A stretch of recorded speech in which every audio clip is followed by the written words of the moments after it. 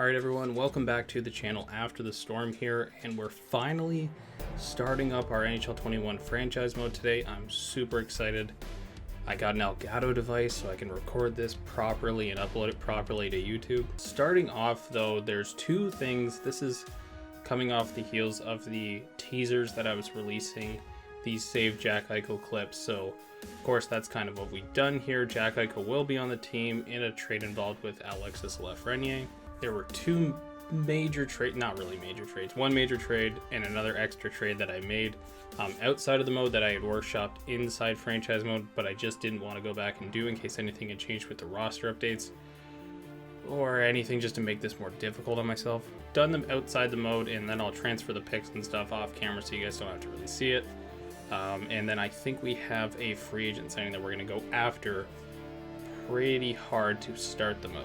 But before we do that, it's important to note kind of the format of what this franchise mode is going to be. So if you've been on the channel before, you've seen the NHL 2003 and the 2004 franchise mode series most likely. In those series, I play 2 games per episode, play them, like actually play the game, which is kind of when we've gotten to this point where we can have 25-year franchise modes, we don't tend to play as much as we used to. And for myself, going back and playing those old games, I've kind of reignited my love for playing these games. And I won't lie, it's still frustrating to be playing these, like this era of games on the Xbox One console, soon to be the Series X console. It's a frustrating ordeal sometimes because of the way the AI is made. But I've kind of made my own slider adjustments, nothing to make my life easier, it's just to make the hockey you guys are going to see a lot better. So with that in mind, ignore all the stuff down below, ignore the all-star, the franchise mode length, the 4 minutes, the full sim, and all that stuff. It will be full sim, it's just going to be tinkered with. But the main thing surrounding this mode is that this will be a 1-year franchise mode. Most episodes will contain 2 games played, but for the first 2 episodes of the series, I'm just going to do 1 each, mostly because 1, we're going to have some stuff to cover in the trades and the free agency stuff that we're going to look to do once we get inside the mode.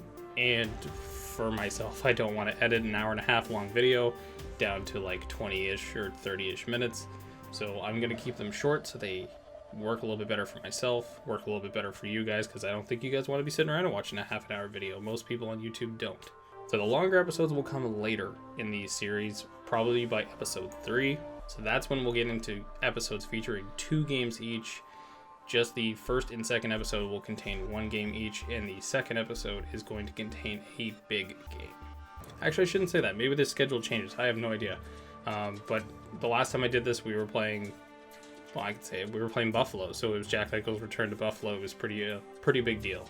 As for the other stuff, guys, we're going to be playing on Superstar mode. We're not making this easy. Like, I'm not going to be making this easy on myself. The idea is to play all the games, grow, develop, bring this team all the way to the playoffs, and our goal at the end of it is a Stanley Cup. And the first time in, I think, like 26 years, or I guess maybe 27 if it's 2021, that the Rangers have won the Stanley Cup. So with that in mind, guys, let's kick it off, and I will come back when we are inside the hub after I've made all the changes, and we'll see what we're doing for the free agency stuff, and I will also break down the 2 trades we made. Alright guys, so we're in the franchise hub now, and let's go ahead and just break down the 2 trades that we made outside of the mode that definitely worked inside the mode. I did workshop them. I've added a little bit, I've tweaked them a little bit, but they work. So the very first trade, the biggest trade, let's go ahead and start off with the New York Rangers and the Buffalo Sabres making a trade. So heading to the Rangers, of course, forward Jack Eichel, a franchise level center, Henry Jokiharju, a defenseman, kind of, there's a reason why.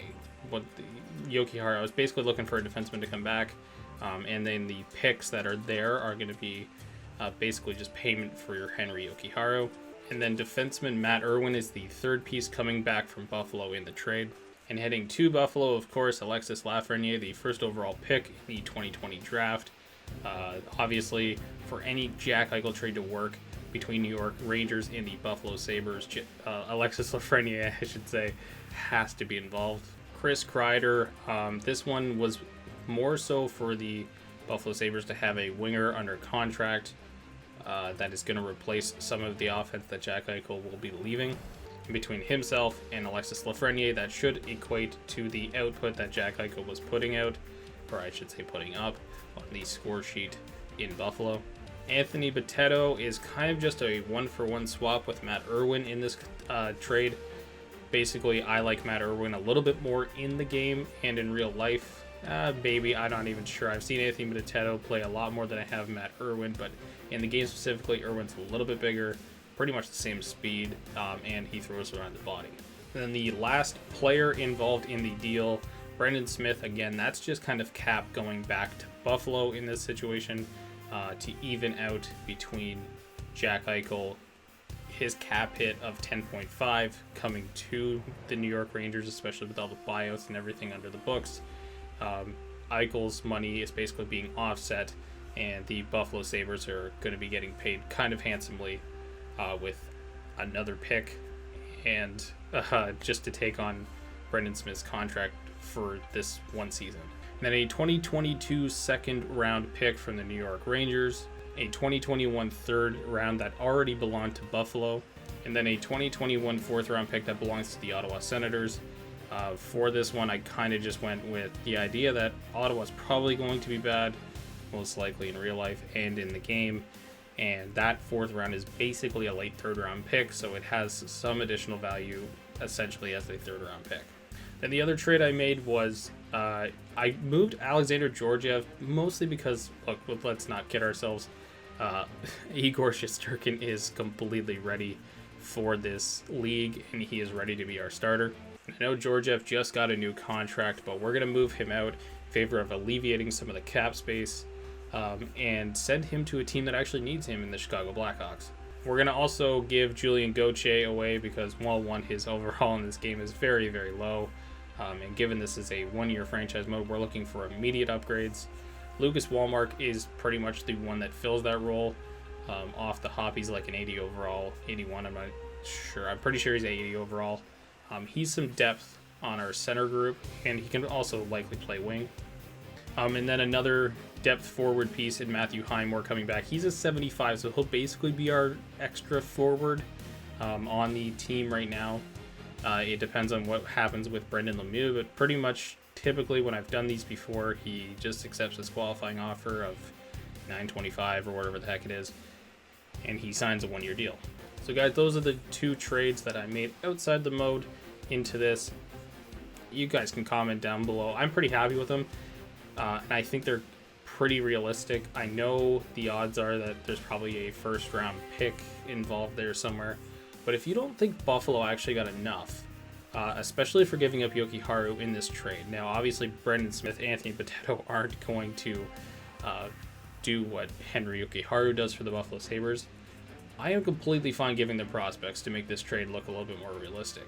So comment down below if you think like Matthew Robertson, Keandre Miller, Libor Hayek, Braden Schneider even, if any of these guys, defensive prospects, should actually go to Buffalo in the trade, I'm more than happy to actually send them along, because I think it's worthwhile that they should be going there. If you guys actually do feel like this trade isn't that even based on Yoki Haru. I'll leave that one up to you guys.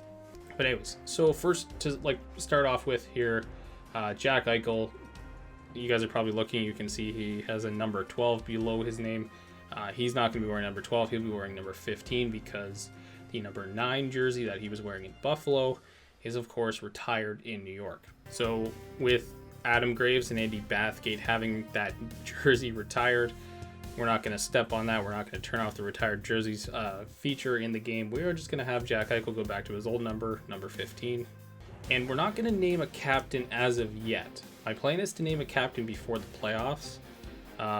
So that'll be down the line. I will likely forget it, so I'm going to write it down and keep it like a sticky note handy just to make sure I actually do it. But basically, we're going to name a captain down the line because I want to see who steps up as a leadership role. It's really easy for me to, right now, just name Jack Eichel captain. He was a captain in Buffalo. He's clearly a great leader. It's very easy for me to go ahead and do that.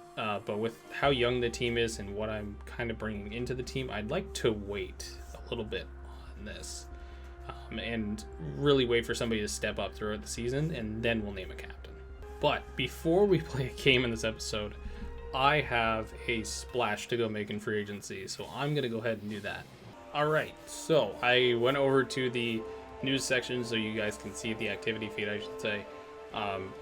But we have offer sheeted Matthew Barzal from the Islanders. The Islanders only have like $3.5 million. So they don't have the ability to match this right now unless they clear serious cap space. And I'm pretty sure that what the game has typically done when I've tested this out a little bit, they will typically bury Andrew Ladd in the minors, and that only tends to free up like $1 million for them. So even at $1 million with Ladd buried, they need to make a trade in order for this to work. And as of right now, on September 20th, Barzal has accepted the offer sheet, but the Islanders have not yet made a trade. Also, probably goes without saying, I am skipping the preseason. I'm not playing any of the games. I have a lineup in mind, and we'll kind of workshop that over the 82 we have. We don't need to play the preseason, so these games are just kind of getting simmed over and being used to finalize some free agent stuff. On the other side of this, there were 2 other free agent moves I made. One was Craig Anderson, signed to $825,000. He will be our backup this season. I'm a former Sens fan. I love Andy. So I just love the idea of bringing in Anderson. He can play 20 games, I'm sure. Lessen his workload, he can come in and be good. I'm sure of it. Even if we lose all 20, I'm pretty sure with Shesterkin we can get 40 wins. So I'm not really concerned about that, and I'm concerned about getting a goaltender on the cheap, and Anderson fits both of those. And the other one is another signing from the Islanders, technically. Andy Green. We brought in Andy Green on our defense. He is a veteran presence, and that's pretty much what we've been looking for. So he's going to end up playing with probably one of Fox or D'Angelo on the back end. Just a defensive player playing with an offensive player, and that's kind of where we're looking at that Tampa Bay model that worked so well and led to them winning the Stanley Cup this year. A defensive player with an offensive player driving the play from the back end. Should work out pretty well. But let's continue simulating, and we will see what happens with the offer sheet and see if the Islanders can get their way out of it. So I've simmed a few days up. We're on September 23rd, so it's been 3 days since Barzal has accepted the offer sheet, and it looks like the Islanders, as you guys can see at the bottom there, $7.5 million in cleared space. So I'm wondering if they're going to be able to get this done. They have now buried Bailey, Eberle, Lee, Beauvillier, Boychuk, Cizikas, Clutterbuck, all in the minors. So at the very least, if none of this works, if Barzal somehow can get his offer sheet matched, the Islanders are going to be in a world of trouble financially in order to get any sort of semblance of a team on the ice to start the season. Oh, I should also mention they put their starting goaltender, Semyon Varlamov, down in the minors as well, and they still might not clear enough cap for this. Alright, so with everything the Islanders did, they couldn't pull off a trade, which honestly, you would figure that the Islanders could have pulled off a trade for one of their players, retained some salary on Boychuk, on Ladd, on Cizikas, whatever the case was. But realistically, this is the best case scenario for the Islanders. I mean, they lose Matt Barzal, but you're not putting your entire NHL roster in the minors to start the season just to fit the salary of one player. But given what we had Barzal's offer sheet contract level at, we are required to give up 4 first-round picks for Matt Barzal. So Matt Barzal is a New York Ranger. That will fire up the Islanders-Rangers rivalry, I'm sure, but 4 first-round picks, and of course, we're not doing any drafts. We're not going any further than just one season in this. So the picks are irrelevant. We just signed Matt Barzal to a free agent offer, essentially.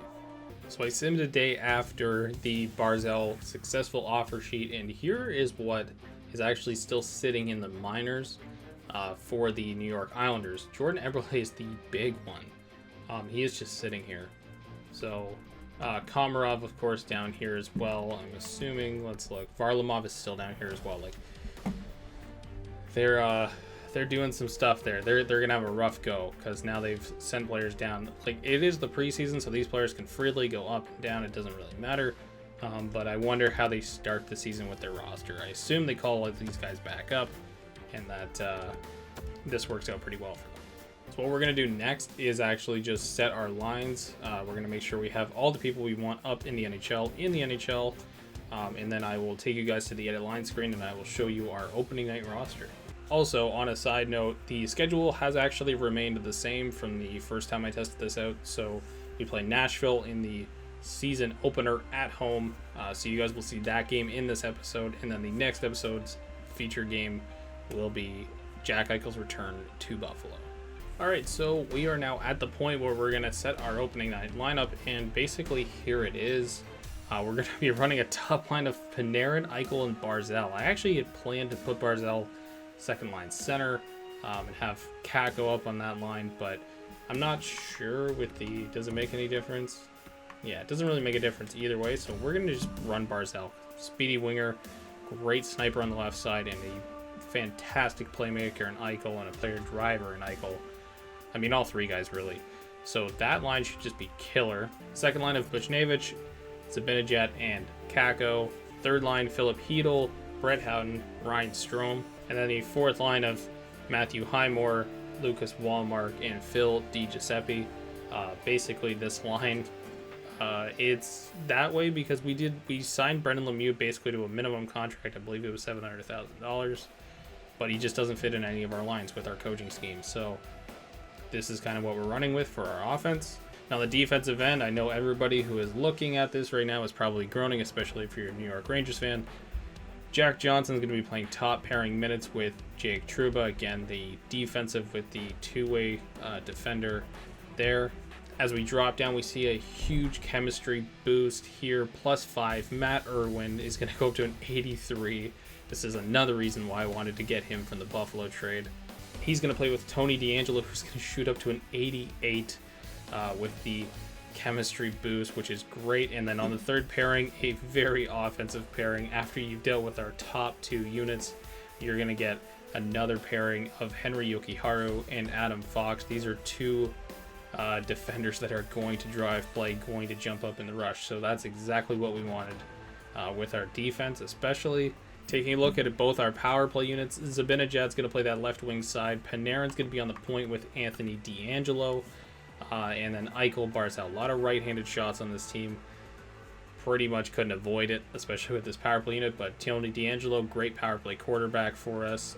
Panarin's going to be able to just drill bombs from the point. And then Barzal is still there. And that power play unit should be fire. It shouldn't... God, I can't imagine it's not going to be putting up tons of goals all season. And then our second unit, Buchnevich, Strome, Kako, with Yokiharu and Fox, both running both defenders, which is very uncommon in today's NHL, on the back end.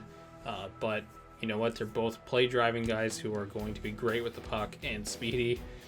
And both units have a +3 overall boost, which is perfect for us. It's going to make our life a lot easier on the power play.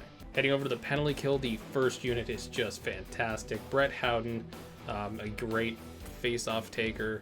I think he's high 80s. We'll take a look here. Or he's a 76. I thought he was like higher, and maybe that was the previous game or something. But playing with Zibanejad here, +5, and then Irwin and Trouba on the back end, which are kind of both great options to have at a +5 overall. Jumping like Zibanejad, when suddenly we get a penalty and Zibanejad's out there, he's now a 92. Houghton's an 83. Trouba's up to a 90, and Irwin's an 83. That's kind of what we want. Our first unit getting out there, killing off a majority of the penalty kill. Fingers crossed that works for us a lot better than it usually does for myself. Then our second unit, Lucas Wallmark, Philip Hedl, with Jack Johnson and Anthony DeAngelo on the back end. Just a +1 chemistry boost there, but that will help because sometimes you can't even avoid getting like a -1 on your PK unit. So this is a perfect setup for us. Not really much else to go over other than our goaltenders, of course, Shesterkin, and then I said Craig Anderson would be our backup, and here he is.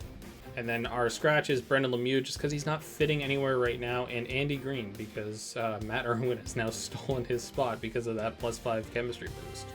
Anyways, guys, I'm going to go tinker around a little bit with the sliders, make sure everything's kind of a little bit more even, a little bit more fleshed out, and of course I'll change those as we go along. So a lot of the games are competitive, not easy for myself, but a lot more competitive than they usually are. And I'm going to also go edit some player equipment so we get some accurate looking players on our team. And of course, our last note, Shesterkin's going to be our starting goalie on opening night. Anderson I don't believe he won't play until we hit Carolina in game number 3 and episode number 3. All right, guys, so we are ready to go. I did change a few numbers around. Yoki moves to 28 like he used to wear, I believe, in Chicago or Rockford or wherever he was playing when he was a part of that organization. But 15 to Eichel. Barzal's got number 13. I think those were the only 3 we had to kind of swap around just because of Yoki for some reason having number 13 from Barzal. So everybody's got their number now, and we are good to go to start the season. And yeah, let's get this underway. All right, guys. This is the next day after I recorded the episode for the franchise mode, and of course, if you're listening to I haven't even put up any of the gameplay audio. I'm not going to show you guys the game because there's still some stuff I have to tinker with in terms of audio, and that kind of comes with any new software. I thought the menu stuff was fine, even though it was a little bit overpowering, so I'm going to be dropping the menu music level down quite a bit, probably from 10 to 5 or something, just so it's kind of very in the background and my voice is the center point of what you guys are hearing. But when it got to the game with the commentary from Ray and James and the crowd noise and all that, I was pretty much just drowned out, and that doesn't make for a good video at all. So I didn't really want to give you guys that video. I wanted to be able to have you guys actually watch the game and hear me and hear the game, and it kind of be nice and balanced, more so on my side than in the game side. Unfortunately, that just wasn't the case. So I will let you guys know it was a 4-3 shootout loss against Nashville in the game. Jussi Saros played incredible. We actually we blew a third period lead, but it was a weird one. We had a lot of second period power plays, and Panarin had a couple goals. Howden had one as well. And there was this moment in overtime where, oh man, it was just incredible. We had a power play, and Barzal passed it to Eichel going in front of that, and Eichel passed it back to Barzal, and it was a wide open cage, and Barzal completely missed it. But he was our only player to score in the shootout, so I don't know. He didn't have a great game in his debut, but yeah. So basically, guys, first you guys won't see the game from the first episode. It was a 4-3 shootout loss, but you guys will see them going forward. I just wanted to fix the audio so you guys weren't trying to listen and watch a game that was James Sobalski and Ray Ferraro's voices plus a crowd noise and then me also talking at the same time. It just sounded horrible. All right, and on pretty much a last note, I'm actually going to change the format up a little bit. For the videos, I think I'm just going to keep them to one game because as I'm realizing pretty quickly, the 60 FPS recordings of the games is actually wreaking some havoc on my PC to edit. So I think I'll keep them shorter, just to one game per episode, to make my life a lot easier while I'm editing them. That's pretty much it. I just don't want to be sitting around and literally making a cut and waiting 5 seconds for it to actually take effect because it's loading so much of the video. I'd rather just have a half-hour clip that I can edit from and put up for you guys. So there'll be lots. It'll be basically 2 games per week going forward, but we'll have them all up for you guys here. I'm super excited to keep going with this and be a pro and all that stuff. So be a pro is going to be the same format, just 1 game per episode. And yeah. So again, guys, sorry about not getting that video or that game out to you guys. I'm really bummed because it was a really fun game to watch, even despite the loss. But we will be back for episode 2 very soon against Buffalo. Jack Eichel's return to Buffalo. So if you guys made it all the way to the end here, thank you so much for watching. Click like on the video, subscribe to the channel. So much more content coming your guys' way very soon. And of course, I will see you on the next episode.